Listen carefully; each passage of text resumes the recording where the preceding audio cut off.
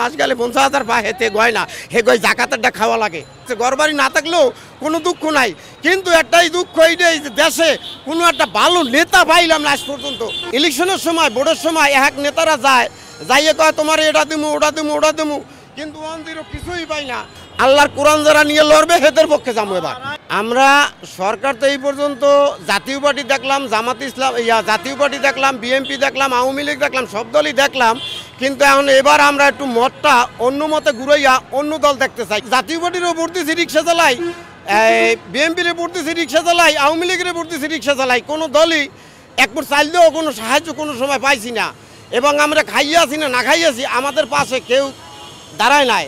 ইলেকশনের সময় ভোটের সময় এক নেতারা যায় যাইয়ে কয় তোমার এটা দিমু ওটা দিমু ওটা দিমু, কিন্তু অন্দিরও কিছুই পাই না, সেই রিক্সাই চালাই। তাহলে এবার নিয়াত করছি যখন রিক্সাই চালাইতে হয় ভোটটা জামাত ইসলামের দেবো, এইটা এবার নিয়াত করছি।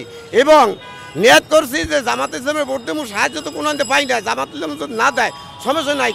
বুঝলাম না, আপনি বলতেন যে আপনি এরশাদ কাকুরে দিয়েছেন, খালেদা জিয়ারে দিয়েছেন, শেখ হাসিনারে দিয়েছেন, আপনি রিক্সা চালান।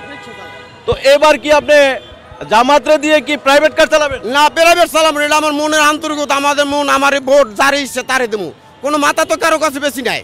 আমার ইচ্ছে স্বাধীনতা মতন ভোটটা আমি আপনার ভালো লাগছে আনহেরে দেবো, হেগো আগে ভালো লাগছে দিছি হেরা আমাকে দেয় নাই, এবার যদি দেখবে বা যারে ভালো লাগবে হেরে দেবো।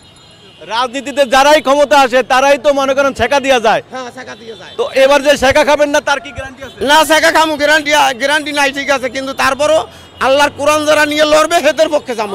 এবার আল্লাহর কোরআনে যাবো, আগে তো অন্য দলে গেছি, এবার আল্লাহর কোরআনের পক্ষে যাবো। তাদের পাশে কোনো লোক নাই, কোনো সাহায্য নাই, খাইয়ে থাই না না খাই দেয়। পাশের এক বিল্ডিং এর এক লোক বা এক সাহেবরা জিগায় না দেয় বেড়া তুই কি খাইলি বা না খাইলি, তোর অবস্থা কি, কেউ জিগায় নাই জবানায়। আগে আমাকেও জিগাইছে, এখন মানুষ কেউ জিগায় না। এখন গ্রামে গেলে মেম্বাররা, চেয়ারম্যানরা, পাড়া প্রতিবেশী কেউ জিগায় না, যার যে হেগো মত নিয়ে হেগো পকেট বাড়ি করে। এত চাল ডাল, এত যে রিলিফের মাল, এগুলা কাকে দেয় কাকা একটু বলবেন তো? এইগুলো জাগো আছে হেগো দেয়, জাগো গাড়ি বাড়ির অভাব নাই, হেরাই পায়। কেন হেগো সাহায্য দরকার, এরা তো ডেলি কাম করতে পারে না, আমরা তো ডেলি কাম করতে পারি, এর দিন আমাকে লাগে না।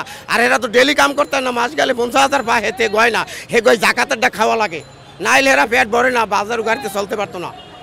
এই গরিবেটার দেখো বাজার গাড়িতে চলতে হয়। আপনি এই বয়সে আপনি যে রিক্সা চালাচ্ছেন, আপনি কেমন আছেন একটু বলেন তো? আমি রিক্সা চালাই, কিন্তু রিক্সা চালাই অবস্থায় খাইয়ে দেয় না খাই দেয়, কিন্তু আল্লাহ পাক এখন পর্যন্ত মোটামুটি সুস্থ রাখছে। ঘরবাড়ি না থাকলেও কোনো দুঃখ নাই, কিন্তু একটাই দুঃখ এইটাই যে দেশে কোনো একটা ভালো নেতা পাইলাম না আজ পর্যন্ত।